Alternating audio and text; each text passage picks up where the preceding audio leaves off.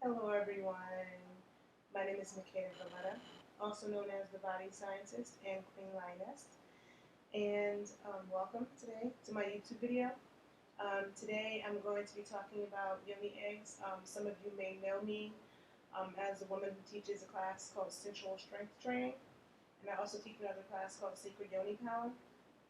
I have been working with yoni eggs for 9 years now, and I've been teaching women for 7 years now. Okay, and there's so much I've learned from teaching women. So much I've learned that is not in books. It's not anything I've seen thus far. So I'm working diligently on finishing my book, and I know many of you have heard me say that for a while, but it's getting there. Anyhow, I'm doing a video to talk about the sizes. I do have a document called Egg Basics, which you can find on my blog, thebodyscientist.com. And I talk about basically 3 basic sizes for the eggs, but they can also be larger and smaller than what I am listing. So, medium-sized egg, I got my measurements from back in like 2005, 6, 7, 8, when I was working with jade eggs from people who study under Taoist masters. Um, According to the Taoists and the people that I knew who were selling eggs and dealing with eggs at the time, they defined a medium as about 1.5 inches in length, okay? And the width can vary. So I'm just going to show you some different mediums that I have. I would say that this is a medium, and it's hard because you're seeing it on camera, so you're not really seeing it relative to things. I do have some photos online where I put a quarter next to the egg, so you can kind of see some comparison. But this is a medium, and this is a medium. This is a spiderweb obsidian, this is an amethyst. And then here's another medium right here. So if you see, this medium is about the same length, but it's spattered, okay?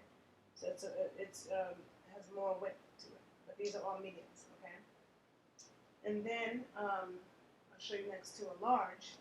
A large egg I define as about 2 inches in length, really about 1.8 to 2.1 inches in length, and varying width. So here's a large egg, and here's a medium egg. So you can see them side by side. It's about 1.5 inches here and about 2 inches here. Okay. Here's another large egg and a medium. Okay. So you can see the differences. Now, there can be ranges. There can be eggs that are a little bit bigger than this amethyst, but a little bit smaller than this unakite. And that I would call a medium large. So it's like in between the two. Okay. Here is a small egg. So I define as a small egg, which I would say is around 1.25 inches, maybe a little bit smaller, maybe a little bit bigger, but it's pretty small. This is a small egg. This is a small egg next to a medium egg. Okay. So you have small and medium. Do you see that difference? And then again, the large, you have the large egg, medium egg. I'll see them all. And small egg. See the difference? Big differences, right? So I have some eggs that are in between these two. So I'll say it's like a medium small. It's not quite a medium, not quite a small. Now some people, when they get my medium eggs, they think they're small eggs. But no, I define small eggs as small. And to start, it's good to start with a large egg or a medium egg. Despite what most women think, a large egg is not going to stretch you out, okay? So it's not going to make you stretched out. A large egg is easier to feel, but it's heavier, so it has more weight to it. So because it has more weight to it, it's harder to hold for that reason, because of the weight side, It's more challenging because it's heavier, but it is easier to feel.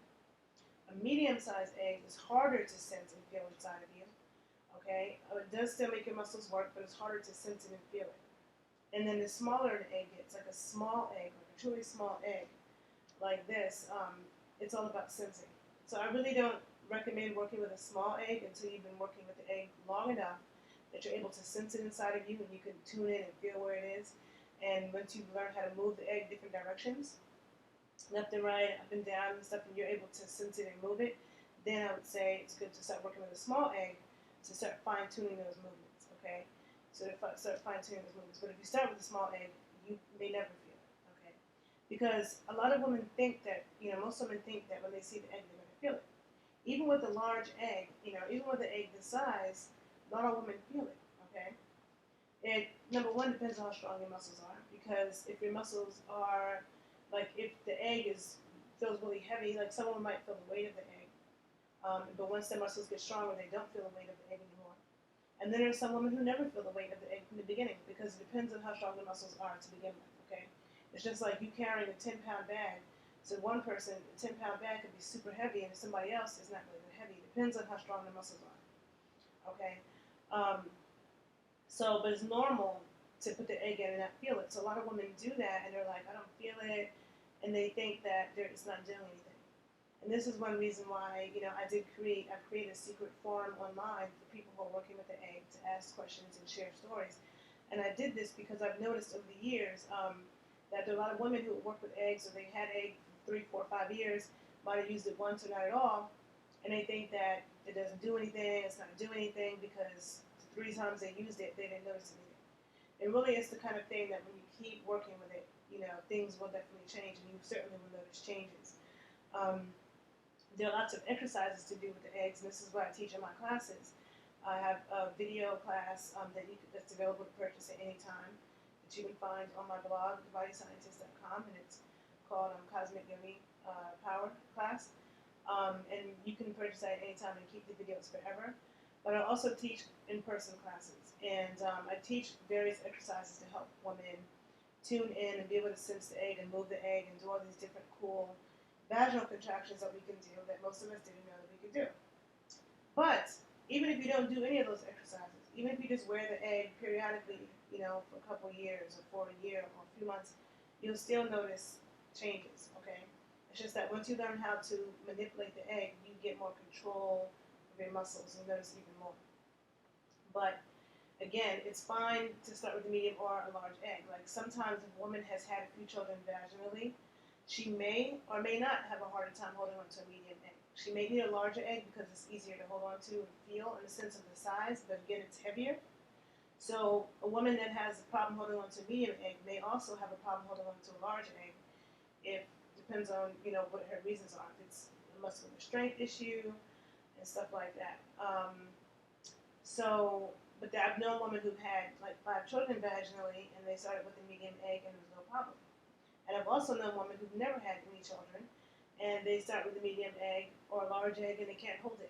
Okay, so it's not a clear-cut rule that because you've had children you need to work with a larger egg, or because you haven't you need a smaller egg. That's not a clear-cut rule. It's good for all women to work with all sizes first of all. Okay, because they each introduce a different challenge. All right. So I'm trying to think if there's anything else I want to add, because I'm writing about this in my book, because there's some more things I want to say about the sizes, but I just wanted to make this video just to clarify how I define a large, medium, and small egg.